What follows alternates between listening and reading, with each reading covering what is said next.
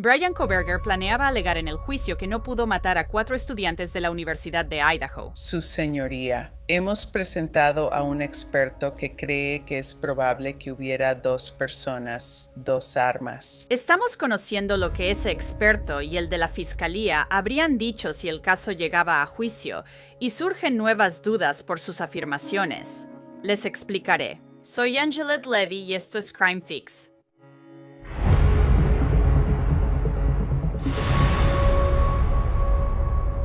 El Internet puede ser un lugar realmente aterrador, especialmente cuando buscas tu nombre en línea, porque a veces encontrarás que hay información allá afuera que ni siquiera sabías que existía. Por eso me gusta tanto Incogni. La empresa puede ayudarte a proteger tu información personal, cosas como tu nombre, tu número de teléfono, dirección y otra información. Así los estafadores y corredores de datos no pueden obtenerla ni venderla.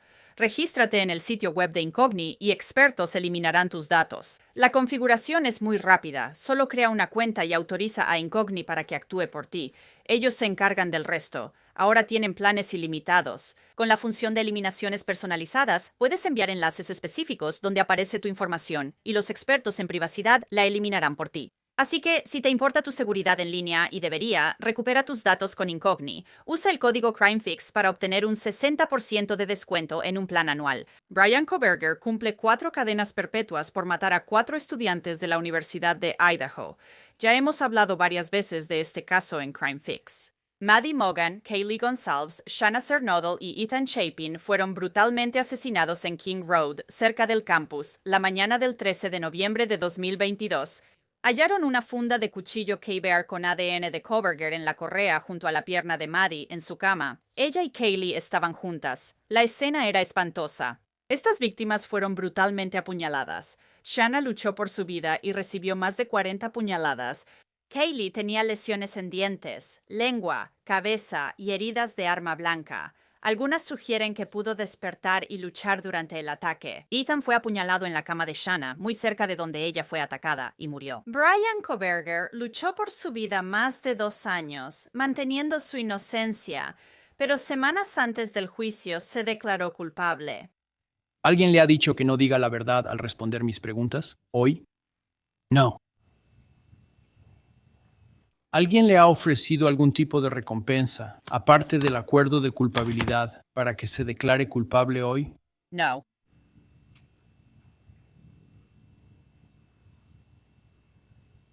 ¿Se declara culpable porque lo es?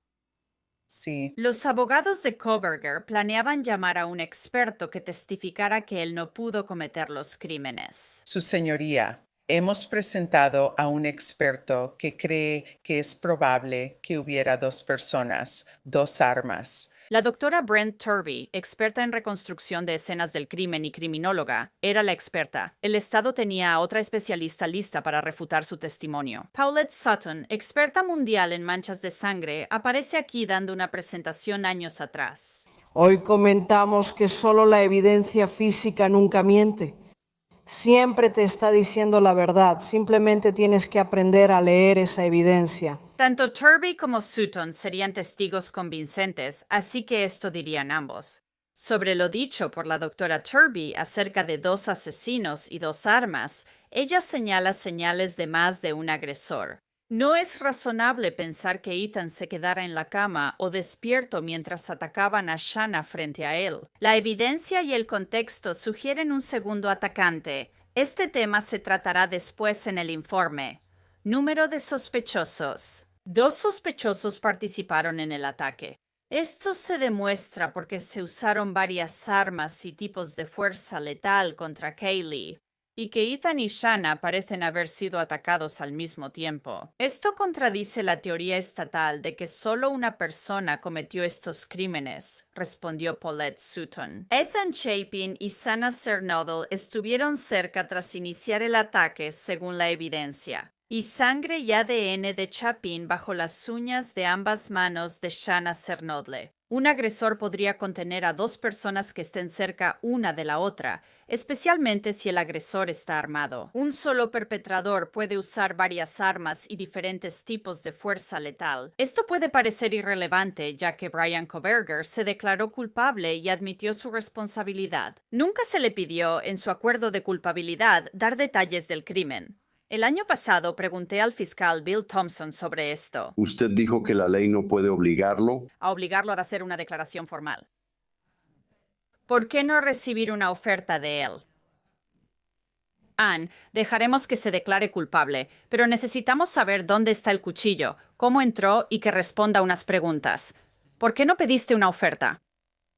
Bueno, hablamos de eso entre el equipo de abogados y tomamos la decisión de que queríamos asegurarnos de que la declaración de culpabilidad fuera sólida, si él iba a declararse culpable. Nuestra experiencia, y el juez Hippler también habló de esto, es que frecuentemente cuando se les pide a los acusados que expliquen, empiezan a minimizar lo que ocurrió. No se puede confiar en la veracidad de lo que dicen. Y decidimos, para asegurar una declaración de culpabilidad sólida y sostenible en todos los cargos, que no presionaríamos por más de lo que el tribunal iba a exigir en cuanto a que el acusado admitiera la verdad de los cargos. Pero una oferta, o sea, ustedes pudieron haberla rechazado y decir, está bien, vamos a juicio. Si pensaban que él estaba minimizando y mintiendo, si creían que estaba siendo deshonesto y que pudo haberlos llevado al arma homicida. Escucho lo que dice Saint-Janet. Tal vez pudo hacerlo, pero no sabemos si lo habría hecho. No creo que eso cambiara el resultado final. Y nuestro interés realmente era si íbamos a poder asegurar un resultado garantizado para las familias y para el público. Ese era el enfoque. Y también reflexionamos sobre lo que pasó al principio. No sé si lo sabes, pero al principio, cuando el FBI se unió a este caso, enviaron agentes de su unidad de análisis de comportamiento, sus perfiladores, para trabajar en esto. Y nos dijeron que, basándose en lo que estaban viendo sobre la naturaleza del crimen, al ver los crímenes en sí mismos, que incluso si lográramos que la persona que cometió estos crímenes intentara explicar por qué sucedió, no tendría sentido para personas como nosotros y no se les puede confiar que digan la verdad, porque estas personas viven en un mundo diferente, totalmente ajeno a lo que nosotros como personas normales entendemos. Eso también influyó en nuestra decisión. Este fue probablemente uno de los casos más extraños que creo que hayamos visto. Y ese sentimiento fue compartido por los investigadores experimentados que trabajaban en el caso desde el principio. El Dr. Turby testificaría que una sola persona no pudo cometer los homicidios en minutos, como decía el Estado. Turby indica que se requeriría una cantidad excesiva de tiempo para que un perpetrador limpiara después del asalto. Primero, planear lo relacionado con este crimen. Hubo demasiadas víctimas y los sospechosos transfirieron mucha sangre y ropa ensangrentada. Esto tomó más tiempo para hacerlo y limpiar antes de irse. Número 2. Actos de precaución. Los actos de precaución en este caso incluyen la ejecución de testigos vivos. Limpieza de manos, pies, cortes, calzado y ropa ensangrentados antes de irse, y eliminación de esa ropa y armas usadas. La evidencia directa de la limpieza está en parte de la sangre diluida transferida, hallada en varias zonas de la casa. La evidencia indirecta muestra que, aunque los sospechosos se movieron dentro de las casas y abrieron puertas, no hubo transferencia de sangre en pies, manos, ni huellas de calzado ensangrentado en la escena. En general, todo esto habría requerido mucho tiempo en la escena para limpiar, posiblemente horas. Esto contradice la teoría del Estado de que los crímenes ocurrieron en menos de 15 o 20 minutos después de las 4 a.m., dijo Paulette Sutton. Lavarse las manos y quitarse la ropa protectora y cubiertas de zapatos toma solo unos segundos si se prepara con anticipación. Quiero invitar a Joseph Scott Morgan, presentador del podcast Body Bags, para hablar de esto. Él también es investigador forense de muertes y realmente es una experta en este caso. Él y yo lo hemos estado cubriendo desde el principio. Joseph, muchas gracias por acompañarme.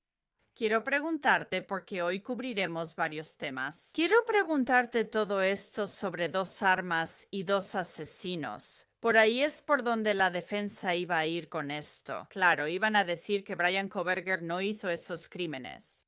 Había dos perpetradores. Uno de ellos, ya sabes, ninguno de ellos era Bryan Kohberger, y se usaron dos armas. ¿Y qué opinas sobre eso, dado lo que sabemos ahora? Sí, solo para que entiendas. Esto fue solo un par de horas antes de que él entrara a la corte.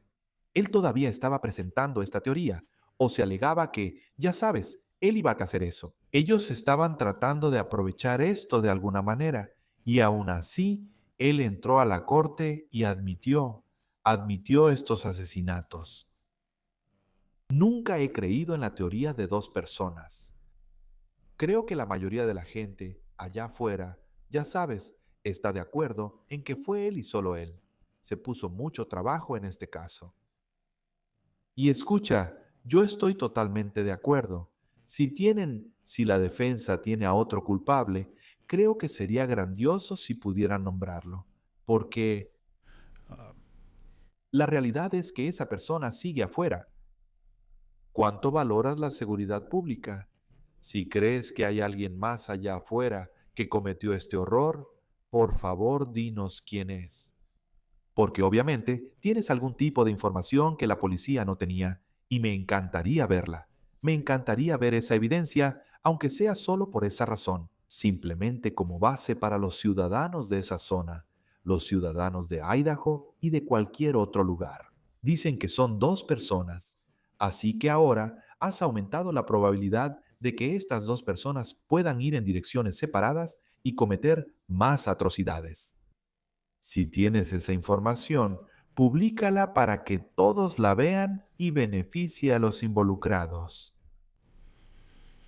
Ese es un punto interesante que mencionas, porque Bryan Kohberger, como ambas sabemos, cuando fue a la corte, el juez Hippler le hizo varias preguntas durante la audiencia de declaración.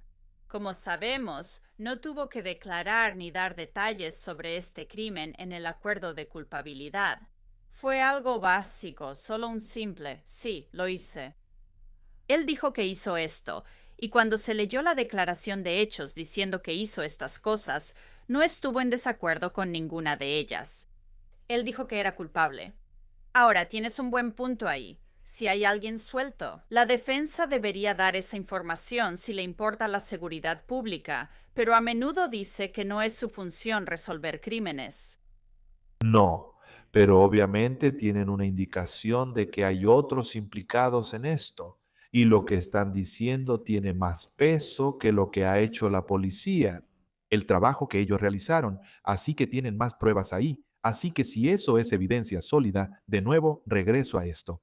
Si quieres servir y ayudar a la gente, haz pública esta información. Vamos a difundirlo todos en las redes sociales. Si ellos tienen información sobre esto, vamos a compartirla allá afuera. Así todos pueden estar atentos a estas personas para sacarlas de las calles y hacerlas responsables de la masacre que ocurrió ahí. Hablemos un poco sobre el porqué. El experto de la defensa, el Dr. Brent Horby, dice que básicamente hubo dos asesinos y dos armas. Él dice, primero que nada, que no es razonable pensar que Ethan simplemente se habría quedado acostado en la cama y no se habría despertado. Cuando Shanna está siendo atacada justo ahí frente a él, y él dice que esto es evidencia y contexto para mostrarte que tuvo que haber habido un segundo atacante. También había otras razones por las que él creía que había un segundo atacante. Solo el tiempo en que esto ocurrió, menos de 10 minutos en que se realizaron estos asesinatos. Y también habla sobre la cantidad de fuerza utilizada. Dice que se usaron múltiples armas contra Kaylee. Sabemos que las heridas de Kaylee fueron realmente atroces. Tenía muchísimas lesiones en la boca y la lengua. Creo que Kaylee despertó durante el ataque. Maddie estaba muy intoxicada. Tenía un nivel de alcohol en sangre 3 veces mayor al límite legal, así que probablemente no despertó ni pudo defenderse. Así se señaló en algunos documentos judiciales iniciales sobre ciertos testimonios de expertos.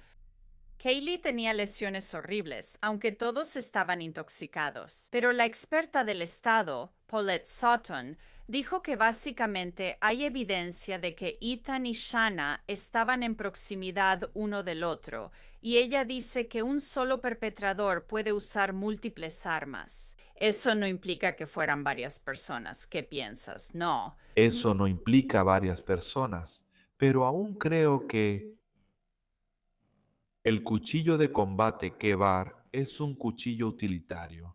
Tiene múltiples usos. He dicho esto todo el tiempo que este caso ha estado en curso. Hablando sobre la naturaleza de este cuchillo, estamos hablando de un cuchillo que está justo por debajo.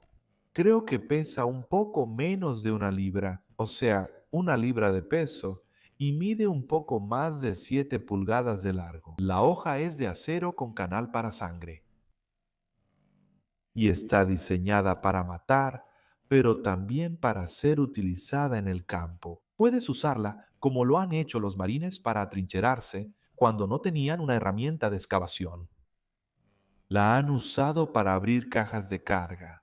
La han usado para cerrarlas a martillazos. Por el extremo romo que tiene, puedes tomarla y golpear la superficie para asegurar algo si necesitas fijar algo. La hoja y el cuchillo en general son de combate, pero tienen varias funciones. La idea de que este cuchillo no pudo causar esto, y mencionemos a Kaylee un momento, esas heridas que son realmente horribles. Si crees que ese cuchillo no puede causar traumatismo por objeto contundente, estás equivocado. Sí puede. El cuchillo puede girarse y usarse para empujar, como un puñetazo. Puede usarse para golpear si lo inviertes y atacas la cara de alguien. Además, la hoja robusta puede clavarse repetidamente en su cara. Aquí hay otro pequeño comentario adicional también. ¿Sabes? Estas heridas, ella tenía tantas y había una concentración tan alta de ellas que simplemente hicieron una especie de aproximación sobre las lesiones. Porque cuando tienes un evento como este y tienes este tipo de situación febril que ocurre y tienes un área realmente pequeña y concentrada, estoy hablando de su rostro, tendrás múltiples líneas de comunicación, digamos, con fuerza cortante. No puedes decir dónde termina una y dónde comienza otra. Olvida el orden de las lesiones. Los patólogos forenses no indican cuál es la primera, segunda o tercera lesión. Ellos deben interpretar esa masa ahí. ¿Trajo un martillo con él? ¿Eso fue lo que hizo? ¿Traía un hacha? Quizá una barra de algún tipo, como una barra de plomo, una tubería de plomo para golpear. Bueno, no sabemos específicamente sobre los detalles de la naturaleza de las heridas. Sabemos que hubo algunas heridas con patrón, creo, a lo largo de la barbilla de una de las víctimas. Había escuchado sobre este tipo de presentación de anillo que habíamos visto. El mango del Kabar en realidad tiene este tipo de ranuras profundas que están cortadas en él. No sé si ese es el patrón del que se generó.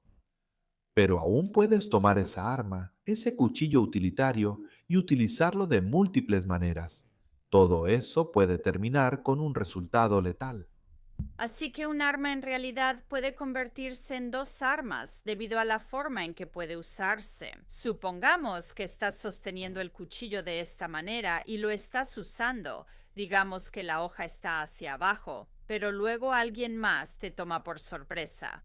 Entonces podrías girarlo y gracias a ese mango podrías usarlo de otra manera para incapacitar, desarmar o herir a alguien. Obviamente sí, de hecho, Tiene 3 tipos de utilidad. Entonces tienes el apuñalamiento y si quieres incluir también el corte, porque las incisiones son cortes, tienes el apuñalamiento.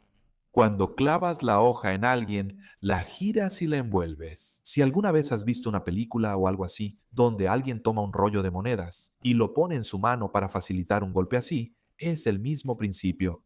O puedes girarla para que la hoja esté invertida respecto a su uso común y estás golpeando hacia abajo con el extremo posterior de esta cosa. Sí, tiene múltiples usos, por eso se llama cuchillo multiusos. interesante. Quiero pasar al siguiente punto aquí. Otro de los puntos que han mencionado es simplemente la falta de transferencia secundaria. ¿Qué opinas? Mucha gente lo sabe. Hay mucha sangre en la escena, aunque no mostraremos las fotos.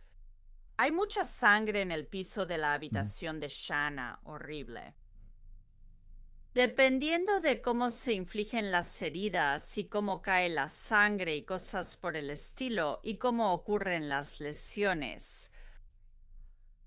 El sangrado puede ser interno y causar salpicaduras en áreas específicas. Y la pérdida de sangre, por así decirlo, si hay cortes y cosas por el estilo. La sangre. Supongo que parte del sangrado puede ocurrir después de que se hayan causado las heridas. ¿Tiene sentido para usted?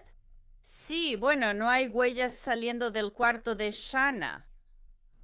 ¿Puede explicar eso? Porque eso es un poco desconcertante, que esto pueda ser un ataque tan atroz y que no haya más evidencia de que alguien salió de la escena. Me recuerda al caso del condado de Pike, donde solo había una huella y la escena del crimen era igual de atroz. Así que háblame de cómo alguien podría causar una escena tan horrible o crear tanto caos, pero luego no dejar un rastro de huellas ensangrentadas. No necesariamente pisaban sangre que se transfiriera a sus pies. Además, creo que quien lo hizo probablemente usaba cubrezapatos. Aún puedes notar patrones de sangre.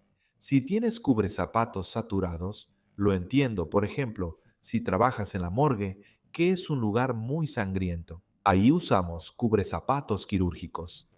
Si la sangre se derrama en el piso, puedes transferir eso a la suela del zapato que llevas puesto. Y he dejado huellas de sangre en la morgue.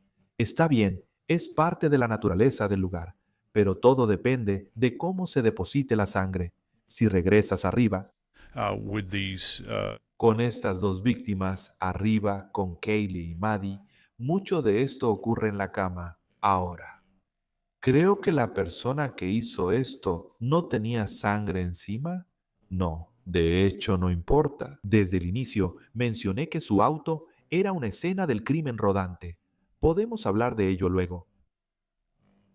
Creo que él tenía una cubierta sobre su cuerpo y eso se habría transferido a esa prenda o prendas que llevaba puestas. Creo que él se deshizo de la ropa, pero eso no significa que no esté en sus suelas en ese momento. Cuando sale de la habitación y lo transfiere, llega a Sana. Ethan está contenido en la cama, concentrado en la parte superior del cuerpo, sin levantarse. Y luego tienes estas lesiones en su pierna inferior, lo cual, ya sabes, todavía me desconcierta, y que él permaneció en ese lugar. Luego está Sana, que curiosamente tiene más que todas las víctimas. Primero que nada, ella tiene la mayor cantidad de lesiones individualmente, y las tiene en múltiples partes de su cuerpo, así que las tiene en la parte anterior y posterior. Parece que giraba para defenderse. Creo que ella era consciente de lo que ocurría. Pero de nuevo, eso todavía no garantiza que él vaya a crear un charco de sangre en el que vaya a pisar y luego salir de ahí dejando rastros. ¿Recuerdas los overoles Dickies de los que tanto se habla? Este sistema de overol Dickies que pudo comprar en algún lugar. Tienen bolsillos profundos, ¿verdad? Así que antes de salir de este lugar, te quitas cualquier tipo de cubrezapatos que puedas tener. Dejaste la puerta trasera abierta y guardaste los guantes en el bolsillo. Sales completamente de ese lugar, te quitas esa prenda y luego la desechas en otro lugar. Creo que cuando este individuo entró a la casa, si fue por las puertas corredizas, que es lo que creo, probablemente dejó la puerta abierta. Sabiendo que tenía que salir y que no quería poner la mano ahí ni interactuar más con eso, esa es solo mi opinión al respecto. Así que sí, solo porque entres a una escena sangrienta, y yo he entrado a muchas, no significa que vayas a mancharte de sangre las suelas de los zapatos. Y se va a transferir, interesante. Sabes, hay otra cosa a la que la defensa esperaba señalar como evidencia de que había dos perpetradores y que no eran Brian Koberger, y era esto, ¿sabes? Estas muestras de ADN masculino sin identificar nunca se analizaron en CODIS, y una se encontró en un pasamanos dentro de la casa y otra se encontró en un guante fuera de la casa. Y ese fue un gran punto de controversia aquí. Nunca analizaron las muestras en CODIS. ¿Sabes? Se decía que estaban demasiado degradadas para ingresarlas. Luego, en este último lote de documentos que salió, había un documento que decía, bueno, no eran probatorias porque el ADN de la funda del cuchillo K-Bar sí lo era. Por eso lo incluimos. Se halló junto a una víctima. Estas muestras no se consideraron probatorias y no se ingresaron en CODIS, pero no sabes cómo reaccionará un jurado ante eso. No lo sabes. Y por eso creo que habría valido la pena que ellos las hubieran ingresado. Creo que eso depende mucho de cómo definas probatorio, ¿verdad? Porque ahora tenemos a muchísima gente aquí afuera, como tú y yo bien sabemos, que creen que hubo dos personas involucradas en esto. Esa es una afirmación muy fuerte. Si ese era el caso, esto se habría aclarado si hubieran estado conectados y seguido ambas líneas. Estás diciendo que ellos y Universal, tú, bueno, no tú, pero se está diciendo que estaban demasiado degradados. Aclaremos algo importante. ¿Qué significa demasiado degradados? ¿Por qué no vale la pena seguir este caso hasta el final? Porque quieres seguir todas las pistas y creo que eso es importante y debió investigarse. Creo que debió haberse investigado. Y si no lo ingresaron en CODIS, o sea, puedes hacer IG, y eso no se hizo, y tal vez hay algunas reglas sobre eso. ¿Qué opinas tú? Pero, ya sabes, tu trabajo es eliminar las dudas. Como investigadora, Sí lo es. no dejar que quede en el aire. Sí, lo llamo embudo de investigación. Al principio, estás colocando información de manera bastante simple, pero estás tratando de reducir tu campo para poder excluir todo lo demás. Y, sabes, solo con esas muestras de sangre, está bien, creo que eso es significativo. Creo que es algo que se debió haber investigado. Y de nuevo, He did. él lo admitió en la corte, pero eso nos lleva a un problema mayor, ¿no? Aunque dicen que no puede apelar, los tiempos y las cosas cambian, lo que podría ser un obstáculo en el futuro. Con este caso, Creo que tal vez él no pueda apelar como tal. Pero todavía hay otras vías y sigo pensando que hay puntos de influencia. Sí, puntos de influencia. Y no descarto la posibilidad de que se presente una petición federal de habeas corpus en algún momento en este caso. Simplemente creo que pueden surgir cosas o salir a la luz y solo estoy esperando a ver si eso sucede. sí, yo igual. Sobre Blow 2 su perito comentó algo y apoyo que vengan peritos. Porque, ya sabes, desde una perspectiva científica, es importante que puedas examinar cada punto de vista del caso. Y es importante que contraten a esta persona para que examine y dé una opinión. Me pregunto si esta persona... ¿Recuerdas a Angelet cuando creo que Koberger todavía estaba en Pensilvania? ¿Recuerdas cuando llegó el equipo de limpieza para limpiar la casa? Sí, El equipo de defensa dijo, tranquilos, queremos encargarnos nosotros. eso fue impactante. Así que me sorprendió un poco. Esa fue otra decisión con la que no estuve de acuerdo en absoluto en cuanto a tener equipos de limpieza, porque la defensa tiene derecho en ese momento a examinarlo. Y yo pensaría que las personas informadas habrían tenido una indicación de que Coburg estaba en la mira en ese momento. No me gustó cómo se veía eso en ese momento. Pero volviendo a mi comentario anterior, me pregunto si esa persona, en qué momento del proceso estuvo involucrada aquí. ¿Por quién fueron contratados? No sé si esa persona fue a la estructura física ni cuánta evidencia revisó en persona, porque si es un experto, tiene la oportunidad de hacer esto. Él había aludido en uno de los informes al hecho de que parecía que se había utilizado algún tipo de agente de limpieza y que, ¿cuál fue el término que usó? Que la sangre parecía diluida o algo así. Y si ves eso, cuando sales a una escena, tienes gotas de sangre, a veces sangre. Tendrás glóbulos rojos que, al estar en una gota o charco de sangre, comenzarán a migrar lejos del suero. La sangre no es una sustancia independiente, tiene múltiples componentes, así que bajo ciertas circunstancias puedes tener sangre que realmente cambie en su apariencia en la escena. Me pregunto si eso fue lo que él vio o si pudo probar algo. Creo que todas son preguntas válidas que él plantea y tienen valor forense y de investigación. Pero al final del día, tienes a una persona, en este caso Brian Koberger, que ha admitido todo esto voluntariamente. Y me molesta y odio que no lo obligaran a declarar. Eso atormentará a muchos por años. Tú lo mencionaste, Ángela. Eso es una parte fundamental. Y aún así, por más que lo intento, no puedo entender por qué no sucedió eso. Vas a tener comida, cama y te perdonamos la vida para siempre. Dinos qué pasó, así como lo hicieron con BTK en Kansas. Dinos qué pasó, dinos dónde está esa maldita arma y guíanos a través de todo. Lo admites, así que dinos. Sabes que te perdonan la vida, pero no tuvieron el valor para hacerlo. Muy interesante, buenos puntos. Gracias por tu tiempo, Joseph Scott Morgan. Di nada. Brian Koberger está en la prisión de máxima seguridad de Idaho y hay informes de que planean trasladarlo fuera del estado. Contacté al Departamento de Correcciones de Idaho. Dijeron que desconocen esos informes y no planean trasladar a Koberger. Esto fue Crime Fix. Soy Angelette Levy. Gracias por acompañarme. Hasta la próxima.